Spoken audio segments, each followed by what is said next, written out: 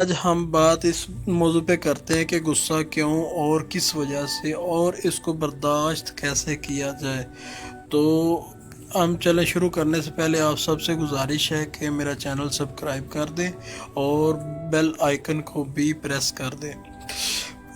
غصے کے جذبات اور اظہار موضوع کا نام ہے، تو شروع کرتے ہیں۔ غصہ نکالنے کی عادت ہونا اور غصے کا اظہار کرنا دو مختلف چیزیں ہیں۔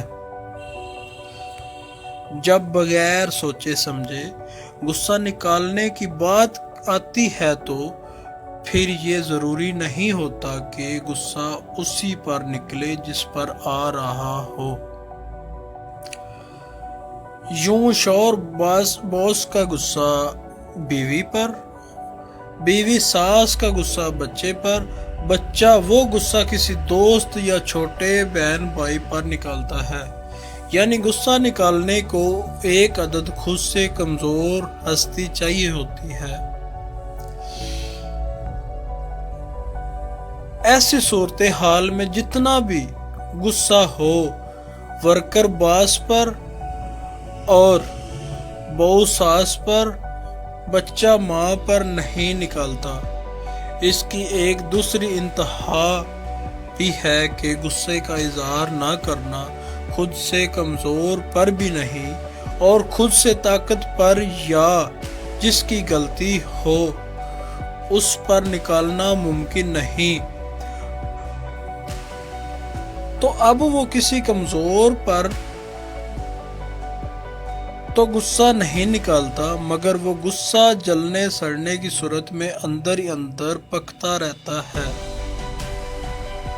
خون جلاتا ہے، کئی خوشیوں کے پل کھا جاتا ہے، کئی اہم باتیں، کام، چیزیں بھلا دیتا ہے، عبادت تک سے توجہ ہٹا دیتا ہے۔ نماز میں بھی زبان الفاظ ادا کر رہی ہوتی ہے اور دماغ ان واقعات کو دہرا رہا ہوتا ہے۔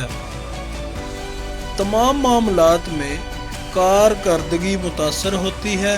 ہمارے ارد گرد موجود افراد پہلے نظر انداز کرتے ہیں، پھر توجہ دلاتے ہیں، پھر باقاعدہ ناراض ہونے لگتے ہیں کہ ہر وقت رونی شکل کیوں بنائی ہوتی ہے، کام ڈھنگ سے کیوں نہیں ہو رہے، دھیان کدھر ہے، وغیرہ وغیرہ۔ وجہ وہی ہے کہ ہمیں غصہ کو چینلائز کرنا نہیں سکھایا جاتا۔ تو میری ایک نصیحت ہے کہ جب غصہ آئے تو سنت طریقوں پر عمل کرے، اس کے نتیجے میں ٹھہراؤ آئے گا، پھر قبول کرے کہ ہاں یہ بات مجھے بری لگی، مجھے غصہ آیا۔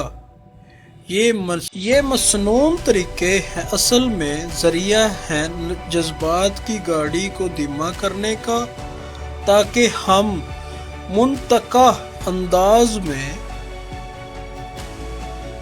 سوچنے کی سطح پر آ جائیں، تجزیہ کریں کہ آیا واقعی یہ غصہ دلانے یا اتنا غصہ دلانے والی بات تھی؟ اگر ہاں تو مجھے کیسے متعلقہ بندے تک پہنچانا چاہیے، کن الفاظ میں اور کس انداز میں کہ وہ متاثر بھی ہو اور کوئی زیادتی بھی نہ ہو، اور اسے پتہ چل جائے کہ مجھے یہ بات بری لگی تھی، اس وجہ سے مجھے غصہ آیا تھا۔ تو شکریہ، آج کے لیے بس اتنا ہی۔ اللہ حافظ۔